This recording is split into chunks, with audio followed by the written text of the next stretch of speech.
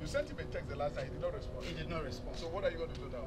So I was able to get in touch with the architect. Okay. And the architect finally got in touch with him. Okay. So we have our permit now. Permit is approved. Okay. The demolition permit. The demolition permit is okay. approved now. Okay. And I should get a soft copy tomorrow via email. Okay. And supposedly we'll have that printed and have it pasted on the door. Oh, wow. Hey, good evening, my friends.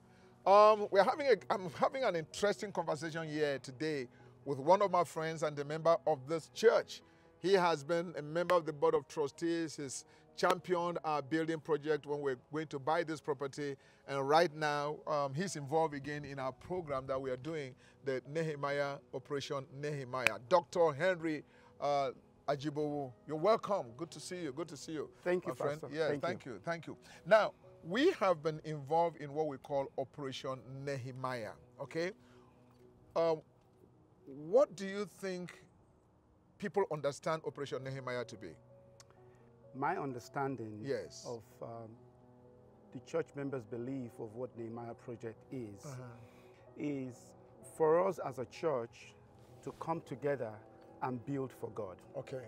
For us as a church to come together and render our service for the furtherance of God's church. Okay. And the good news here in Atlanta, yes. and then across Georgia as a whole. Okay. I was having a conversation with Pastor John a couple of minutes ago, and I told them that we as individuals in the church, as it were right now, in our own individual and personal lives, we do big things. There are people in the church today that built their own houses themselves, yes. from ground up. They put in the effort, they spoke to contractors, and they were willing to leverage their talent to build their own various individual houses. They've been able to do big and daring things. So if we're able to do those things in our individual lives, my question is, why can't we do those daring things and big things for God and in the service of God? Wow, powerful, powerful. Okay, so in this particular instance where we are remodeling the interior of the church, our main sanctuary, yes. and we are beautifying our exterior. Yes. So you think that this is a worthy venture for us to embark on right now? Absolutely. Okay. Absolutely. Okay. People take bold actions every day. Okay. People make decisions about their lives every day. Yes. And again, I was talking to Pastor John. I said, if we are busy working for God, yes. if we are busy doing God's work, in my personal lives and in the lives of my wife and children, we hold God to the standard, which is, God, if we're busy doing your work, then you should be busy doing our work for us. Wow, wow, wow, that's powerful. In fact, not he should. That's actually what God does. When you make God's business your business, guess what God does? God makes your business his business. Absolutely. So he takes care of your business. Absolutely. To ensure that your faith and confidence in him does not fail. Absolutely. Whether you succeed because you trust him. Yes. Now, the question I want to ask is, do you think the members of the church right now, do you think everybody in our fellowship, they buy the vision of Operation Nehemiah? I believe so. Okay. I mean, I can't speak for everyone, yes. but I do believe that okay.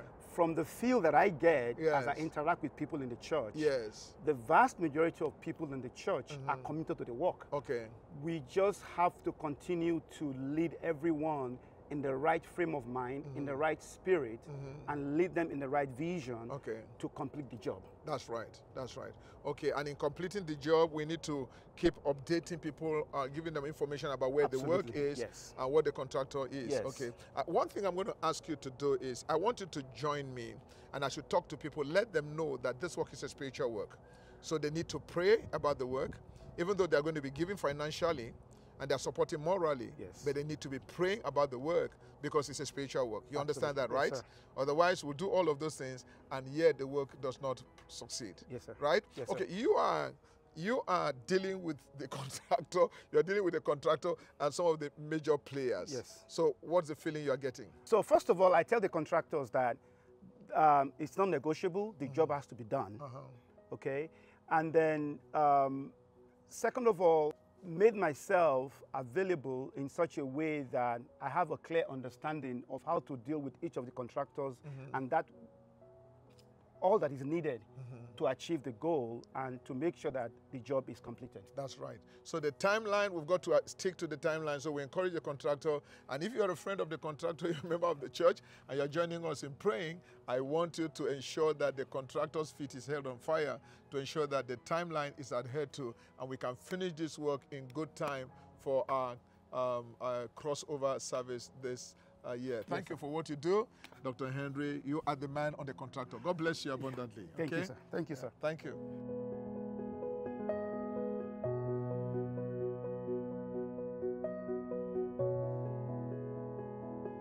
So as we were saying, we are working on the main sanctuary. We are remodeling it, and the goal is to remodel the main sanctuary and to beautify the exterior, remodel the interior and beautify the exterior. And we are trusting God that by the time we are done, we'll make God look good. Because if you look at scriptures, when Solomon was building the tabernacle, I mean, David, his father, had kept so much money and resources for him to build it. And when Solomon finished building the tabernacle, at that time, it was valued that the tabernacle was built for over $500 million. Now, we are not going to put $500 million in remodeling our main sanctuary, our main auditorium. But we are trusting God that by the time we finish, it will be a place of excellence. If you remember when the Queen of Sheba came to visit Solomon, she saw such excellence. She saw such beauty. She saw such exquisite display, not just of the wisdom of Solomon, but the creative ingenuity of our God. She saw all of that. I'm trusting God with all of my heart, step by step, day by day, week by week, that God will help us to do something about our main auditorium so that we'll make it look beautiful. Now, my dear friends, we are depending and trusting God that God will provide all the resources that we need to get this done. And we are trusting that God will touch your heart. Like I've told you repeatedly, there is no pressure, because what I have noticed is that some people are upset that we are trying to remodel the main sanctuary. Some people are asking questions, do we need to do that? Why didn't we give it 4 weeks or for a whole year, draw a whole year's plan to execute that? But hey, my friend, I believe with all of my heart that God wants us to get it done now. And I believe also that God is touching the hearts of the right people. You know, when Nehemiah built the walls of Jerusalem, God touched the heart of the king at that time, and God helped him to raise resources for Nehemiah. When Israel was coming to build the temple of Jerusalem, God helped him to raise resources. In fact, this is the way Haggai put it. He said the gold and the silver belongs to God. I believe the gold and the silver belongs to God, but God is going to use you. God is going to use individuals. Already, there have been testimonies. I told you how somebody came in here who is not a member of the church, heard the story, heard our plans, and wrote out a check of $10,000. And I have seen different people. Right now, there's one person who has given us $20,000 already. Right now, people are giving a little here, a little there. And I am trusting God that by the time we are done, we'll have all the resources.